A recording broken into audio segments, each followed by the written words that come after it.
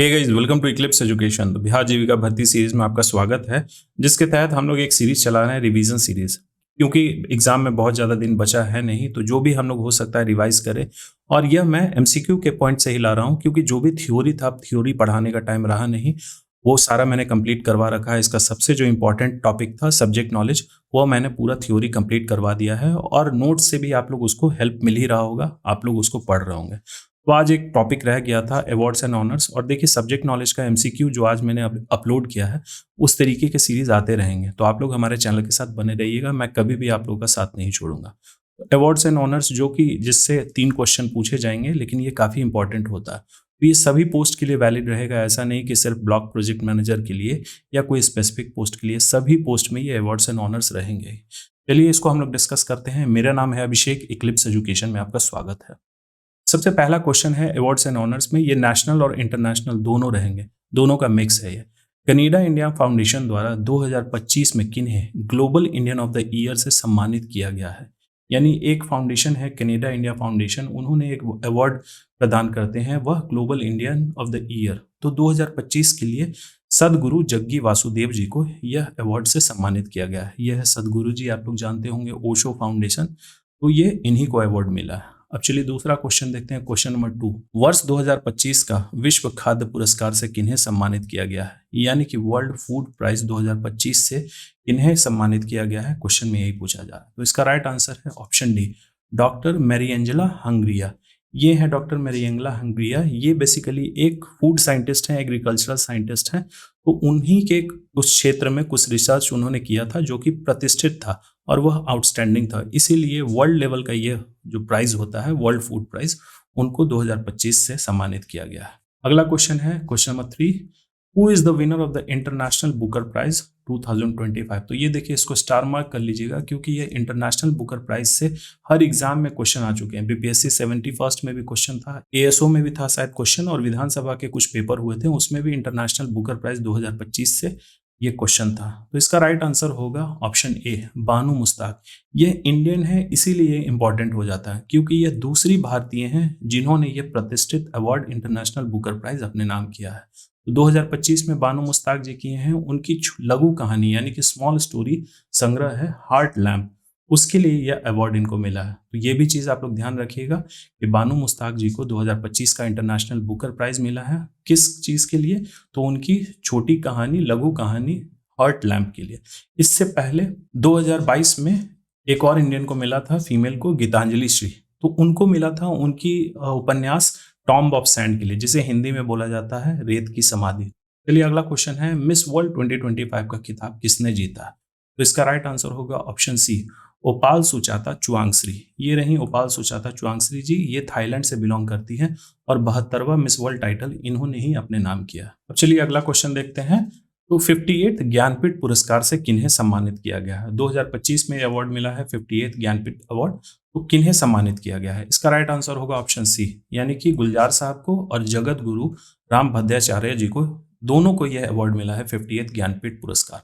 ये देखिए, गुलजार साहब हैं और ये जगत गुरु राम भद्राचार्य जी हैं। अब इनके बारे में थोड़ा सा हम लोग जान लेते हैं। तो प्रेसिडेंट द्रौपदी मुर्मू जी ने 16 मई 2025 को, गुलजार साहब कौन है? प्रसिद्ध कवि और गीतकार गुलजार और संस्कृत विद्वान गुरु जगत गुरु राम भद्राचार्य जी को 2023 के लिए यह अवार्ड मिला है 58th ज्ञानपीठ पुरस्कार। और 2024 के लिए भी अनाउंस हो गया है, जो कि मिलेगा हिंदी लेखक विनोद कुमार शुक्ला जी को, और यह 59th रहेगा। तो यहाँ से हमें 2 इन्फॉर्मेशन मिल जाए। ज्ञानपीठ पुरस्कार भारत का सबसे पुराना और सर्वोच्च भारतीय साहित्यिक पुरस्कार है, यानी लिटरेरी अवार्ड है, जो प्रतिवर्ष लेखक को साहित्य के प्रति उत्कृष्ट योगदान यानी लिटरेचर के प्रति आउटस्टैंडिंग कंट्रीब्यूशन के लिए यह दिया जाता है। चलिए अगला क्वेश्चन देखते हैं। 34वें सरस्वती सम्मान 2024 से किन्हें सम्मानित किया जाएगा? और उनको सम्मानित कर भी दिया गया है। तो इसका राइट आंसर होगा ऑप्शन सी, भद्रेश दास स्वामी जी को। ये भद्रेश दास स्वामी जी हैं और इनको ही 34th सरस्वती सम्मान से सम्मानित किया गया है। उन्हें उनकी संस्कृत पुस्तक स्वामी नारायण सिद्धांत सुधा के लिए यह अवार्ड मिला है, यानी कि 34वां सरस्वती सम्मान, जो कि 2024 के लिए प्रदान किया गया। चलिए अगला क्वेश्चन देखते हैं। प्रिट्जर वास्तुकला पुरस्कार, जिसे प्रिट्जर आर्किटेक्चर प्राइज बोला जाता है, 2025 किन्हें प्रदान किया गया है? तो इसका राइट आंसर होगा ऑप्शन बी, लियू जियाकुन। ये लियू जियाकुन जी हैं और ये एक जापान के आर्किटेक्चर है। यह अवार्ड जो दिया जाता है वास्तुकला के ही क्षेत्र में सब उनका जो उत्कृष्ट योगदान रहता है, जिन भी व्यक्ति को, उनको ही यह अवार्ड से सम्मानित किया जाता है।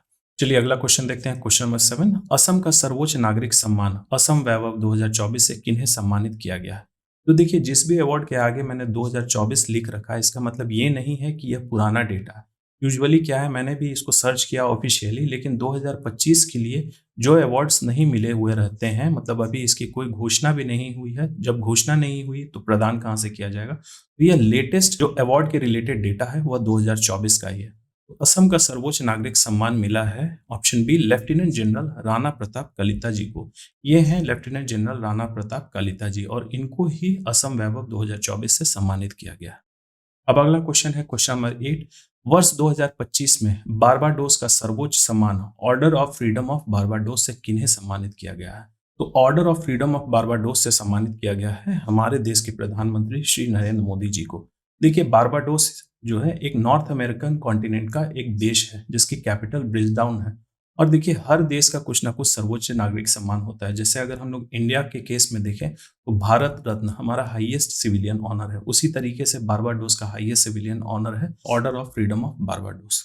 चलिए अगला क्वेश्चन देखते हैं। Question number 9, who is the first Indian to win prestigious annual honour Ramsar prize 2025 in the category of judicious use of wetlands? Judicious use of wetland मतलब कि उस वेटलैंड का बहुत ही अच्छे तरीके से विवेकपूर्ण उपयोग करने के लिए ये प्रतिष्ठित अवार्ड जो है, ईयरली अवार्ड दिया जाता है। रामसर प्राइज 2025 से किन्हें सम्मानित किया गया है और वो पहली इंडियन है? तो इसका राइट आंसर है ऑप्शन सी, जयश्री वेंकटेशन जी। तो देखिए, ये सब इंपॉर्टेंट हो जाता है कि जिस भी क्षेत्र में पहली इंडियन अगर कोई अवार्डेड है वो थोड़ा इंपॉर्टेंट हो जाता है एग्जामिनेशन पॉइंट ऑफ व्यू से। और इन सब अवार्ड जो होते हैं बहुत कॉमन नहीं होते हैं, इसीलिए एग्जाम में इन सब से क्वेश्चन पूछने की संभावनाएं बनती है। सेशन में आप लोग को मजा आ रहा होगा तो लाइक बटन दबा दें और सब्सक्राइब करना ना भूलें। चलिए अगला क्वेश्चन देखते हैं। क्वेश्चन नंबर 10, लता दीनानाथ मंगेशकर पुरस्कार 2025 से किसे सम्मानित किया गया है? तो इसका राइट आंसर होगा ऑप्शन सी, कुमार मंगलम बिरला। ये कुमार मंगलम बिरला जी हैं, आदित्य बिरला ग्रुप के ये एक मेंबर हैं। उनको ही 2025 का लता दीनानाथ मंगेशकर पुरस्कार से सम्मानित किया गया। और इस अवार्ड के सबसे पहले प्राप्तकर्ता कौन थे? तो हमारे देश के प्रधानमंत्री नरेंद्र मोदी जी। अब चलिए अगला क्वेश्चन देखते हैं। क्वेश्चन नंबर 11, एबल पुरस्कार 2025 से किसे सम्मानित किया गया है? इसे स्टार मार्क कर लीजिएगा क्योंकि ये बहुत कॉमन क्वेश्चन होता नहीं है। एबल पुरस्कार को मैथ्स का नोबेल प्राइज बोला जाता है। तो 2025 में यह अवार्ड मिला है ऑप्शन ए, मसाकी काशिवारा को। ये एक जापानीज मैथमेटिशियन है जो कि 78 ईयर्स ओल्ड हैं और उनके ही उत्कृष्ट योगदान के लिए मैथ्स क्षेत्र में उनको यह अवार्ड मिला है, एबल प्राइज। चलिए अगला क्वेश्चन है क्वेश्चन नंबर 12। इसका आंसर सभी कोई जानते हैं लेकिन फिर भी यहाँ मैंने रखा है। इस राज्य या फिर केंद्र शासित प्रदेश की झांकी ने गणतंत्र दिवस 2025 समारोह में सर्वश्रेष्ठ झांकी का पुरस्कार जीता है? तो इसका राइट आंसर होगा ऑप्शन ए, उत्तर प्रदेश। इसको इंग्लिश में टैब्ल्यू बोलते हैं झांकी को। तो 2025 में देखिए, गणतंत्र दिवस के अवसर पर सभी राज्य और सभी केंद्र शासित प्रदेश अपनी अपनी झांकी निकालते हैं। ऐसा जरूरी नहीं है सभी, उनको मौका मिलता है, पहले नॉमिनेशन करना होता है। अगर वो नॉमिनेशन में वो सक्सेस करते हैं तभी वो झांकी निकाल सकते हैं, वो अप्रूव होता है तभी वो झांकी निकाल सकते हैं। तो 2025 में उत्तर प्रदेश ने महाकुंभ जो सब्जेक्ट है उस पे उन्होंने झांकी निकाला था। तो इसका थीम था महाकुंभ 2025, स्वर्णिम भारत, विरासत और विकास।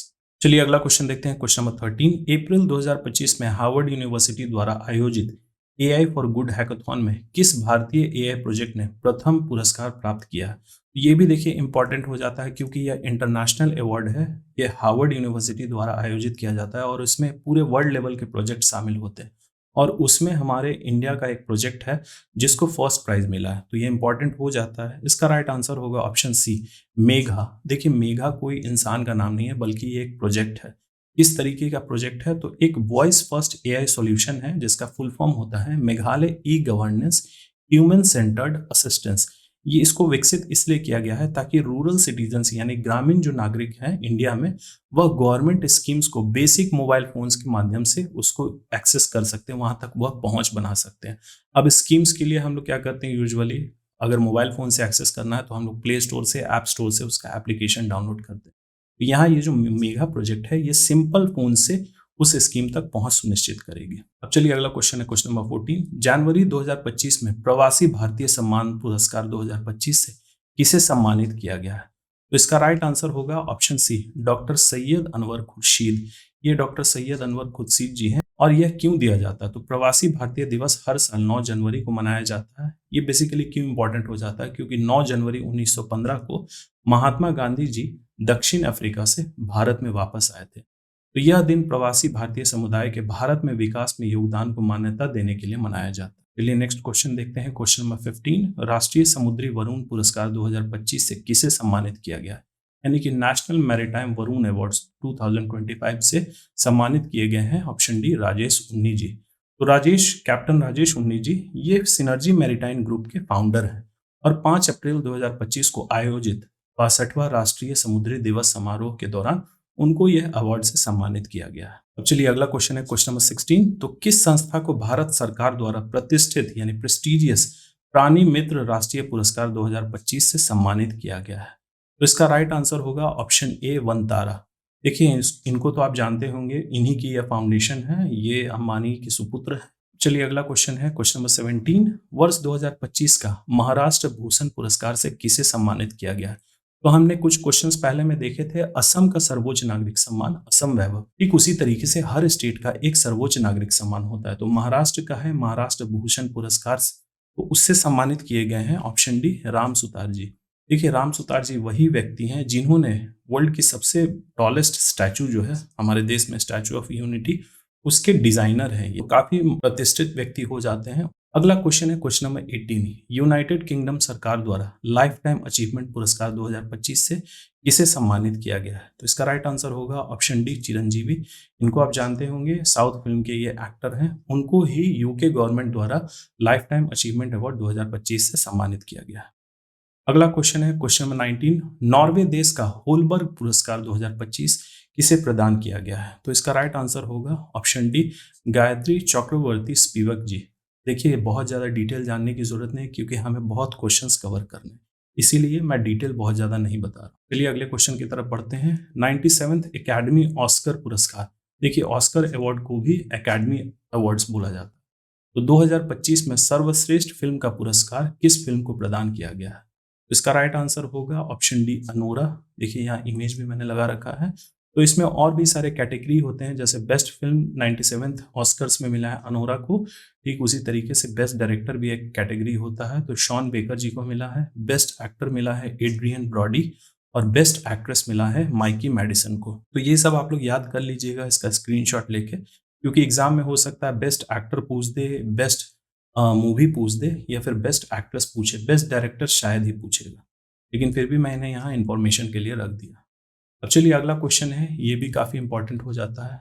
54th दादा साहब फाल्के पुरस्कार 2024 से इन्हें सम्मानित किया जाएगा? तो इसका राइट आंसर है ऑप्शन डी, मिथुन चक्रवर्ती जी को।